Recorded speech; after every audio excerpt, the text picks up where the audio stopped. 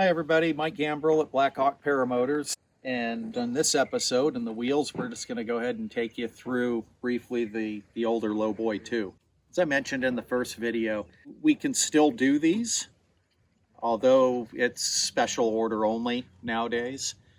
So you would end up waiting for it if this is a route that you decided to go. We still do it, but we don't keep an inventory of them.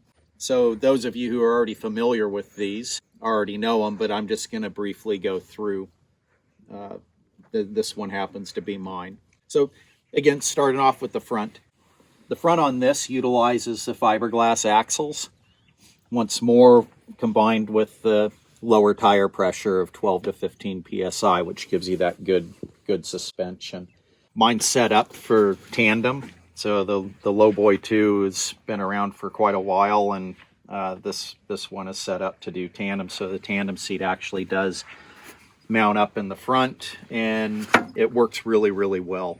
For those of you who are wondering about tandem, being able to have tandem capability in a Lowboy 3, that's been quite a long project in this past year, as everybody knows, with the pandemic worldwide. We just haven't had the time. We're working on it. I'm hoping that by this next summer that we're able to get to the point where we have that ability, and we have some flying and testing to do here and stuff before we ever let that one go out of here. So it is in the works, guys. It's just going to take a little longer than what we anticipated. But anyways, the Lowboy 2 has been around for quite a while, and we've had this ability in this for a long time. And we will get that same ability in the Lowboy 3. Difference here, the Lowboy 2 was made of chromoly steel. One of the things that when we went to redesign around this Aero 1000 engine and come up with the Lowboy 3, was being able to shed some weight. This machine is heavy. Mine, sitting as it sits right here, is about 220 pounds. The Lowboy 3 comes in 38 pounds lighter for the same machine. And the big one that saved us weight on that one was going to a large diameter 6061 T6 aluminum frame. So that saved us 38 pounds on the whole thing. So that's a huge plus. Anytime that we can make it lighter and still maintain that strength is really the end goal. I've heard some customers between the two, they refer to the Lowboy 3 as kind of like the sports car hot rod, and this is the John Deere garden tractor. So I kind of look at it that way. This one's heavier and all that, well proven, and the Lowboy 3 is along the same lines. So it utilizes the same seat. We haven't changed anything there between the Lowboy 2 and Lowboy 3. We did come up with the adapter brackets here to be able to put the Aero 1000 onto this. And we've got, I believe, 5 or 6 customers that have theirs set up this way. Again, it was a special order item. Mine's set up with the aluminum fuel tank in it. When we started putting the original Lowboy 2 with the Intruder 250 engine on it, due to the increase in weight in having a heavier people sitting in these, we found that the fiberglass axles just weren't cutting it. It was all 1-inch diameter. So like on the Lowboy 3, we wanted to go back to the fiberglass axles and stuff, because on a really heavy impact they do break. So on these, what we ended up going to was a 7075 T6 aluminum axle in 1-inch.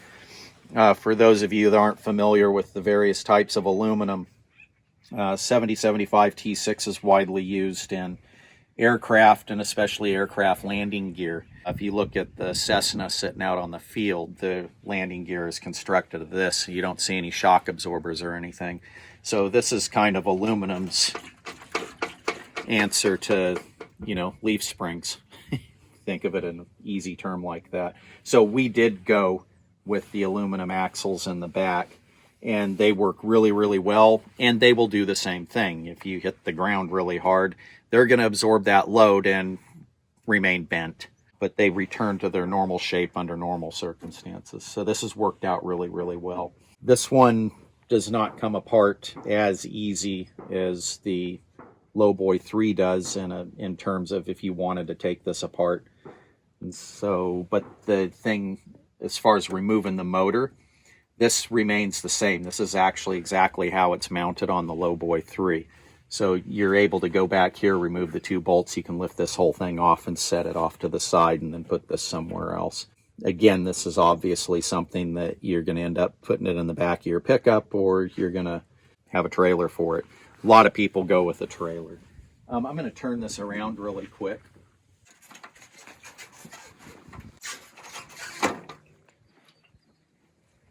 And I'm just going to point out a difference that you're going to see. Well, a couple of things that you might see right off the bat. This is a 4-blade Helix prop. It's a scimitar design. My machine, I do a lot of testing, changing redrive ratios and testing different props, trying to come up with combinations that are applicable, whether you're somebody that's wanting to do tandems or you're a really heavy guy sitting in a heavy machine. That's almost the equivalent of flying an extra person. So trying to find this balance of, more thrust with lighter people doesn't equal better things. You run into more torque issues and stuff like that. So having this combination balanced with the proper size glider, the right amount of power, all that for the weight is what we're always looking for. So anyways, I've been testing this prop out. I'm extremely happy with it. It's something that after I fly it a little bit more, especially maybe taking some of my heavier students up in it and seeing how the performance is there.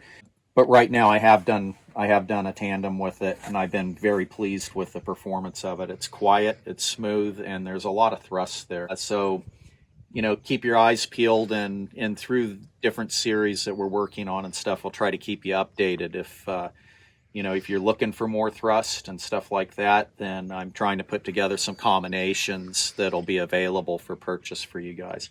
It'll involve changing redrive ratios and stuff, but it's something that I'm working on. For those of you out there that have the Aero 1000 engines, and it is, remember, I'm always going to refer you to the manuals, guys. But in the manual for the Aero 1000, once you get into the cooler temperatures, they actually want you to obstruct airflow to the radiator, and they want to see the engine at 180 degrees or above. The reason for that is for condensation buildup in the valve cover here, going between hot and cold, and any condensation that builds up in here, if you have your motor running at 180 degrees or above, actually vaporizes that condensation, then it goes out through the breather vent. So you don't end up with basically oil and water mixing together. So just a reminder for you guys, you'll have to play around with it. There's no magic bullet.